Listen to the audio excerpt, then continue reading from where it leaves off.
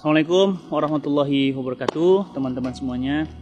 Hari ini ada sebuah penyakit yang bukan hari ini ya, sebenarnya sejak keruntuhan kaum muslimin, sejak keruntuhan kekhilafan Islam tanggal 3 Maret tahun 1924, ada penyakit yang luar biasa mengidap di dalam diri kaum muslimin, yakni Islamofobia, takut sama Islam. Dan ini ada dua sebabnya. Sebab eksternal adalah karena adanya makar-makar orang-orang kafir, makarnya orang-orang di luar Islam yang berencana membuat umat Islam itu takut terhadap agamanya. Eksternal ini, faktor eksternal ini, mereka berhasil menggambarkan kepada kaum muslimin betapa mengerikannya Islam, betapa tidak sesuainya dengan hak asasi manusia, betapa sadisnya Islam. Hukum potong tangan mereka gambarkan sebagai hukum yang melanggar hak asasi manusia. Hukum zina, kemudian dirajam, dijilid, digambarkan bagaikan hukuman yang sangat-sangat mengerikan. Ya, wanita yang menutup aurat digambarkan sebagai pengekangan terhadap hak-hak wanita. Seorang istri yang taat kepada suaminya digambarkan sebagai sesuatu yang menindas hak-hak wanita.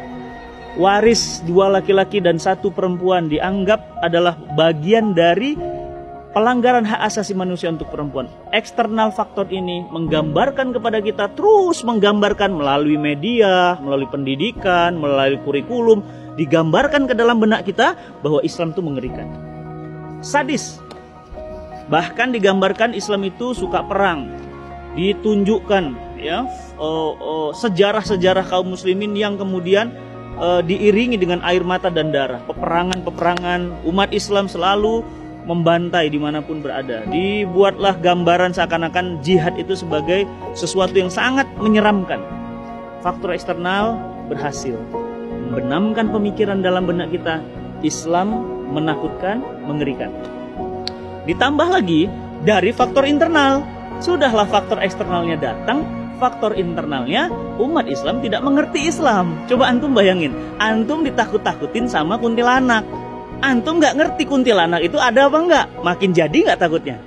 Mungkin juga kalau ngelihat kain putih di atas pohon, antum pasti ketakutan. Kenapa? Sudahlah eksternalnya seperti itu, internalnya bodoh. Jadi lengkap penderitanya, faktor eksternal, faktor internal. Nah, faktor internal ini apa? Faktor karena umat Islam itu nggak ngerti Islam. Ditakut-takutin hukum potong rajam, hukum potong tangan, hukum rajam, hukum jilid, jihad. Ya, ditakut-takutkan sebagai sebuah hal yang menakutkan. Ditambah nggak ngertinya kaum muslimin, makinlah dia. Maksudnya nggak paham terhadap agamanya sendiri. Jadi dia nggak mengerti kenapa 2 bagian laki-laki, kenapa 1. Kenapa Islam membolehkan misalnya hukum poligami? Kenapa kemudian tidak poliandri? Kenapa kemudian Islam memberikan toleransi kepada orang-orang yang kemudian beriman? Ya, toleransi hanya dalam ukuran bab muamalah, jual beli, perdagangan, pertemanan, tapi tidak toleransi dalam urusan akidah dan ibadah. Jadi sudahlah, makannya umat Islam ini secara ilmunya memang terhambat, bodoh. Ya, kebodohan kaum muslimin yang kita sebut dengan jahiliyah modern ditambah faktor eksternal. Efeknya apa? Efeknya umat Islam hari ini takut dengan agamanya. Disampaikan khilafah, ketakutan. Disampaikan syariah, ketakutan. Disampaikan tentang jilbab, ketakutan. Jadi ketakutan-ketakutan inilah yang terus membayang-bayangi umat Islam sampai hari ini. Terus apa dong solusinya? Solusinya ya mudah, udah tahu penyakitnya 2. Ya solusinya dari 2 juga. Solusi yang pertama apa? Menurut saya solusi pertama harusnya adalah internalnya umat Islam dulu. Pemahaman Islam ini harus direinstall ulang lagi. Difahamkan lagi kenapa Islam kemudian sebagai aturan dari Allah Subhanahu wa taala yang sempurna tidak mungkin menzolimi wanita. Jilbab itu justru untuk menjaga wanita, memuliakan wanita, menjadikan mereka itu terjaga dan seperti barang yang mahal, sampai harus seperti itu. Sehingga apa? Muncul pemahaman. Kenapa 2 dibagi 2 dan 1 waris misalnya? Karena Islam sangat-sangat memuliakan keluarga, sehingga laki-laki memang dapat 2 bagian, tetapi mereka tetap berkewajiban menafkahi anak, istri, adik, kakak, ibu, dan yang lainnya. Jadi reinstall pemahaman Islam di bab yang internal tadi. Yang eksternal tadi kita harus lawan, kita bongkar strateginya. Contoh kita katakan, benarkah umat Islam gila perang? Pertanyaan saya, yang membunuh orang sampai puluhan ratusan juta dengan bom Hiroshima Nagasaki Islam bukan? Yang membunuhi orang sampai puluhan juta di Irak dengan peperangan Irak yang itu berpuluh-puluh tahun, pertanyaan saya, sampai seperti itu Irak hancur, itu orang Islam bukan? Yang kemudian menghancurkan negeri-negeri kaum muslimin di Palestina, di Syam, bahkan sampai hari ini umat Islam mau sholat aja nggak bisa. Pertanyaan saya, itu pelakunya orang Islam bukan?